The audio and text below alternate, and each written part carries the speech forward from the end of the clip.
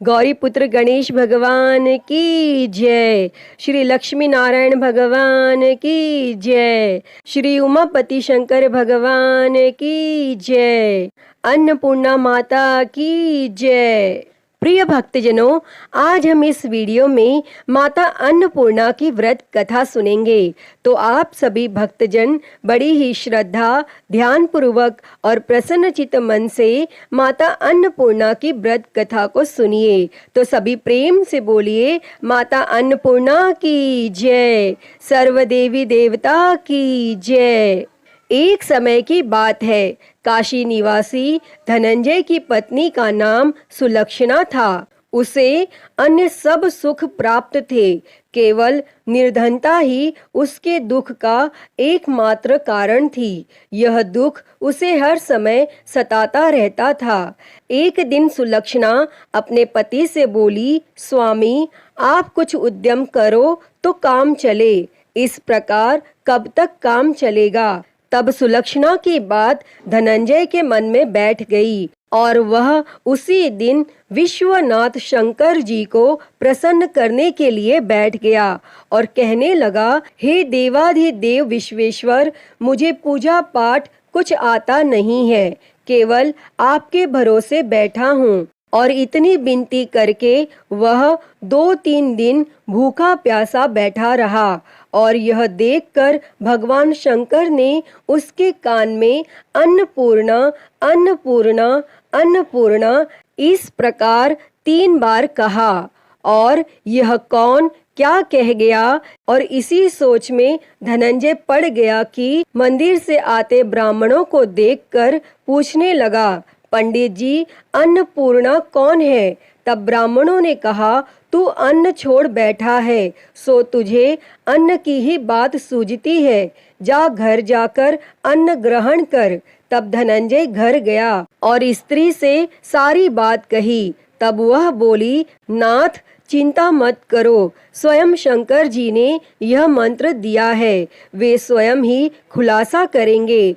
आप फिर जाकर उनकी आराधना करो। तब धनंजय फिर जैसा का तैसा पूजा में बैठ गया।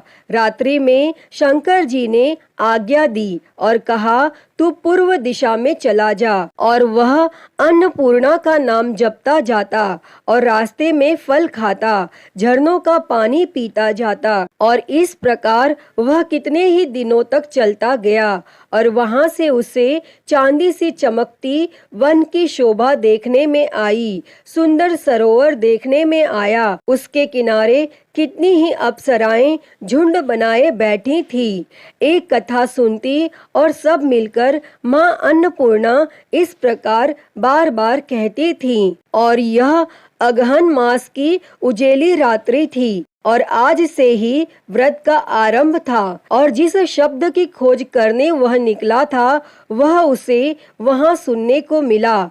तब धनंजय ने उनके पास जाकर पूछा, हे देवियों, आप यह क्या करती हो? तब उन सब ने कहा, हम सब माँ अन्नपूर्णा का व्रत करती हैं। तब धनंजय ने पूछा, व्रत पूजा करने से क्या होता है? यह किसी ने किया भी है? इसे कब किया जाए? कैसा व्रत है ये और कैसी विधि है? मुझे भी विस्तार से बतलाओ। तब वे कहने लगी, इस व्रत को सब कोई कर सकते हैं। 21 दिन तक के लिए 21 गांठ का सूत लेना चाहिए। 21 दिन यदि न बने तो एक दिन उपवास करें।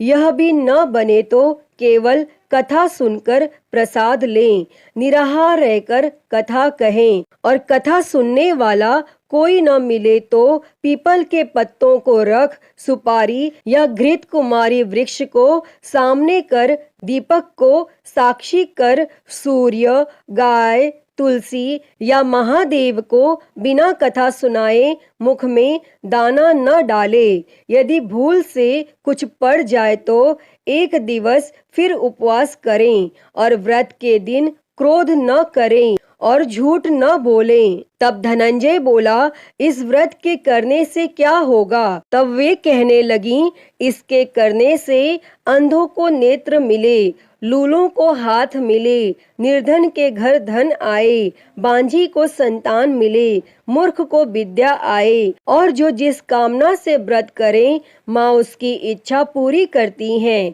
तब धनंजय कहने लगा, बहनों, मेरे पास भी धन नहीं है, विद्या नहीं है, कुछ भी तो नहीं है, मैं तो दुखिया ब्राह्मण हूँ, मुझे इस व्रत का सूत दोगी? तब वे कहने लगी, हाँ भाई, तेरा कल्याण हो, हम तुम्हें अवश्य देंगे, ले इस व्रत का मंगल सूत्र ले। तब धनंजय ने व्रत किया और व्रत पूरा हुआ।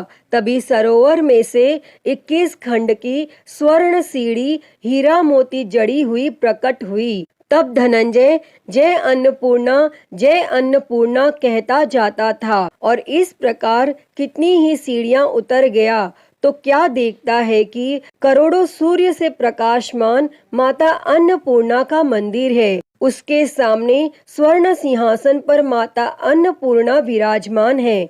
सामने भिक्षा हेतु शंकर भगवान खड़े हैं। देवांगनाएं चंवर डुलाती हैं, कितनी ही हथियार बांधे पहरा देती हैं। तब धनंजय दौड़कर जगदम्बा के चरणों में गिर गया। तब देवी उसके मन का कलेश जान गई और धनंजय कहने लगा, माता, आप तो अंतर्यामिनी हो, आपको अपनी दशा क्या बताऊं? तब माता बोली, मेरा व्रत किया है, जा संसार तेरा सत्कार करेगा। तब माता ने धनंजय की जीवा पर बीज मंत्र लिख दिया और अब तो उसके रोम रोम में विद्या प्रकट हो गई। इतने में क्या देखता है कि वह काशी विश्वनाथ के मंदिर में खड़ा है और माँ का वरदान ले धनंजय घर आया और सुलक्षणा से सब बात कही और माता जी की कृपा से उसके घर में संपत्ति उमड़ने लगी और छोटा सा घर बहुत बड़ा गिना जाने लगा। जैसे शहद के छत्ते में मक्खियां जमा होती हैं और उसी प्रकार अनेक सगे संबंधी आकर उसकी बड़ाई करने लगे और कहने लगे, इतना धन और इतना बड़ा घर, लेकिन सुंदर संतान नहीं तो इस कमाई का कौन भोग करेगा? क्योंकि सुलक्षणा से संतान नहीं है, इसीलिए तुम दूसरा विवाह करो। तब अनिच्छा होते हुए भी धनंजय को दूसरा विवाह करना पड़ा और सती सुलक्षणा को सौत का दुख उठाना पड़ा। इस प्रकार दिन बीतते गए। फिर अघन मास आया। तब नए बंधन से बंधे पति से सुलक्षणा ने कहलाया कि हम व्रत के प्रभाव से सुखी हुए हैं, इस कारण यह व्रत छोड़ना नहीं चाहिए और यह माता जी का प्रताप है जो हम इतने संपन्न और सुखी हैं। और तब सुलक्षणा की बात सुन धनंजय उसके यहाँ आया और व्रत में बैठ गया। तब नई बहू को इस व्रत की खबर नहीं थी और वह धनंजय के आने की राह देख रही थी। तब दिन बीतते गए और व्रत पूर्ण होने में 3 दिवस बाकी थे कि नई बहू को खबर पड़ी और उसके मन में ईर्ष्या की ज्वाला दहकने लगी थी और वह सुलक्षणा के घर आ पहुंची और उसने वहां भगदड़ मचा दी। तब वह धनंजय को अपने साथ ले गई। तब नए घर में धनंजय को थोड़ी देर के लिए निद्रा ने आ दबाया और इसी समय नई बहू ने उसके व्रत का सूत तोड़कर आग में फेंक दिया। अब तो माता जी का कोप जाग गया और घर में अकस्मात आग लग गई, सब कुछ जलकर खाक हो गया। तब सुलक्षणा जान गई और पति को फिर अपने घर ले आई। तब नई बहू रूठ कर पिता के घर जा बैठी और पति को परमेश्वर मानने वाली सुलक्षणा बोली, हे नाथ, घबराना नहीं, माता जी की कृपा अलौकिक है। पुत्र कुपुत्र हो जाता है पर माता कुमाता नहीं होती। अब आप श्रद्धा और भक्ति से आराधना शुरू करो, वे जरूर हमारा कल्याण करेंगी। तब धनंजय फिर माता के पीछे पड़ गया। फिर वहीं सरोवर पर सीढ़ी प्रकट हुई और उसमें माँ अन्नपूर्णा कहकर वह उतर गया और वहां जा माता जी के चरणों में रुदन करने लगा। तब माता प्रसन्न हो बोली, यह मेरी स्वर्ण की मूर्ति ले, उसकी पूजा करना, तू फिर सुखी हो जाएगा।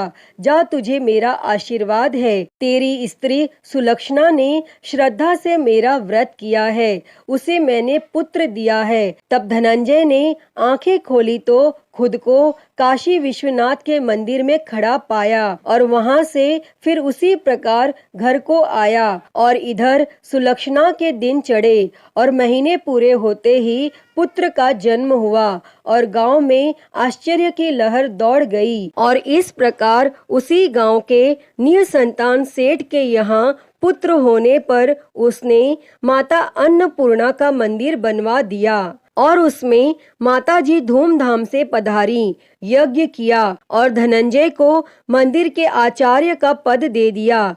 जीविका के लिए मंदिर की दक्षिणा और रहने के लिए बड़ा सुंदर सा भवन दिया। तब धनंजय स्त्री और पुत्र सहित वहां रहने लगा और माताजी के चढ़ावे में भरपूर आमदनी होने लगी। और उधर नई बहू के पिता के घर डाका पड़ा, सब लूट गया। वे भीख मांगकर पेट भरने लगे और जब सुलक्षणा ने यह सुना तो उन्हें बुलावा भेजा और उन्हें अलग घर में रख लिया और उनके अन्न और वस्त्र का प्रबंध कर दिया। तब धनंजय, सुलक्षणा और उसका पुत्र माताजी की कृपा से आनंद से रहने लगे। अतः ही माता अन्नपूर्णा, जैसे आपने धनंजय और सुलक्षणा के भंडार भरे, वैसे ही इस कथा को कहते, सुनते और हुंकारा भरते सबके भंडार भरना। सभी के जीवन से गरीबी दूर कर उनके जीवन में धन संपत्ति और सुख समृद्धि देना। तो सभी प्रेम से बोलिए, माता अन्नपूर्णा की जय। प्रिय भक्तजनों, तो मैं उम्मीद करती हूँ कि आपको आज की यह कथा पसंद आई होगी और अगर वीडियो अच्छी लगी हो तो इसे लाइक करें, ज़्यादा से ज़्यादा शेयर करें और कमेंट बॉक्स में माँ अन्नपूर्णा की जय लिखना ना भूलें और हरिहर भक्ति चैनल को सब्सक्राइब कर नोटिफिकेशन बेल को ज़रूर ऑन कर लें। हर हर महादेव। धन्यवाद।